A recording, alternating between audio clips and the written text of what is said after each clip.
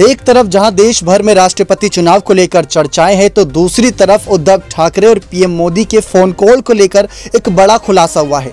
आप सभी को बता दें कि उद्धव ठाकरे जब एकनाथ शिंदे बगावत कर रहे थे तो काफी परेशान थे और काफी कोशिश करते नजर आए थे कि शिवसेना को बचा ले, क्योंकि जो आंकड़ा एकनाथ शिंदे के पास मौजूद था वो शिवसेना को तोड़ने के लिए काफी था। और यही हुआ, शिवसेना अब दो भागों में बटी नजर आ रही है। भले ही उद्धव ठाकरे ने शिवसेना प्रमुख होने के नाते ये बातें कही कि उद्धव ठाकरे ने ये कहा कि अगर एकनाथ शिंदे अलग हो गए हैं तो इसका मतलब ये नहीं कि वो शिवसेना के सीएम हैं, वो महाराष्ट्र के सीएम बने हैं, ना कि शिवसेना के। ये बातें कही गई, लेकिन आखिर उद्धव ठाकरे को क्यों जरूरत पड़ी यहाँ पर पीएम मोदी और गृह मंत्री अमित शाह को फोन करने की, और उसका जवाब क्या मिला वो समझने की कोशिश करिए। दरअसल आप सभी को बता दें, महाराष्ट्र के पूर्व मुख्यमंत्री उद्धव ठाकरे ने एकनाथ शिंदे के द्वारा बागी तेवर अपनाने के बाद देवेंद्र फडणवीस से संपर्क साधा था।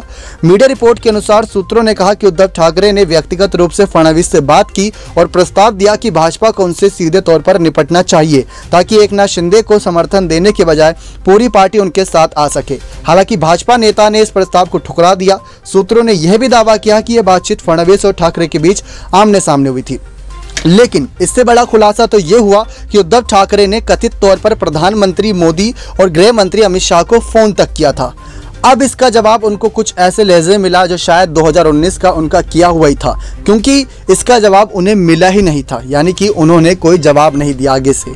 प्रधानमंत्री नरेंद्र मोदी को ही फोन किया गया और गृह मंत्री अमित शाह को ही फोन किया गया कि इस बगावत को रोका जाए, कोई बात का निष्कर्ष निकाला जाए। लेकिन जो साल 2019 में उद्धव ठाकरे ने किया था वही उन्हें साल 2022 में मिलता नजर आया, क्योंकि भाजपा के शीर्ष नेतृत्व ने साल 2019 में उद्धव तक पहुंचने की कोशिश की थी, लेकिन उन्होंने किसी भी बातचीत को ठुकरा दिया था।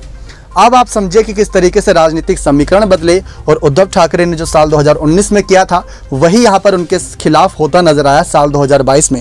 एकनाथ शिंदे ने अपने गुट के साथ मिलकर बीजेपी को समर्थन दिया। देवेंद्र फडणवीस चाहे सीएम बनते या एकनाथ शिंदे सीएम बनते, लेकिन यह तय था कि उद्धव सरकार गिर रही थी। अब भले ही एकनाथ शिंदे सीएम बने, वो बात ये कह रहे हो कि भारतीय जनता पार्टी में किसी को पद की लालच नहीं होती, यहाँ हर कोई काम करने के लिए होता है, ये बात वो कहते नजर आए। वहीं दूसरी तरफ किस तरीके से ये सरकार को बचाने के लिए, शिवसेना को बचाने के लिए पूर्ण कोशिश की गई थी यहाँ पर कि किसी भी तरीके से ये बगावत को रोक लिया जाए, लेकिन ऐसा मुमकिन नहीं हुआ और कोई जवाब नहीं मिला यहाँ पर उद्धव ठाकरे को।